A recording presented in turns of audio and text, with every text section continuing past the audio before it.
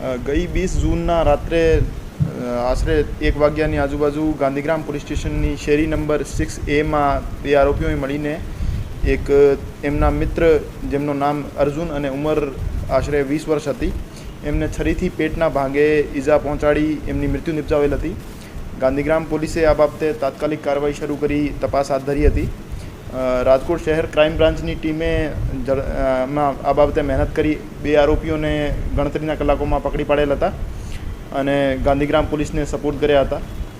એક આરોપી કુણાલ ચગ નામનો છે, એમના વિરુદ્ધ અગાઉ NDPSના અને પ્રોહિબિશનના કેસો પણ દાખલ છે અને બીજો આરોપી મયુર ઉર્ફે મહિલો ટકો છે, એમના વિરુદ્ધ પણ ગાંધીગ્રામ પોસ્ટમાં એક મારામારીનો ગુનો દાખલ થયેલો છે.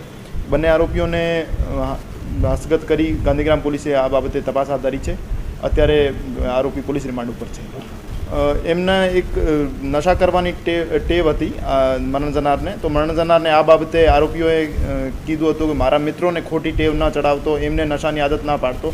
આના લઈને બોલાચાલી થઈ હતી. આના પછી છરીથી એમનું મૃત્યુ નિપજાવેલ હતું. આરોપી અને મૃતક બચપનના મિત્રો હતા. અત્યારે આ બાબતે તપાસ હાથ ધરવામાં આવી છે. આ બાબતે અગર જરૂર પડી તો કેસો પણ કરવામાં આવશે.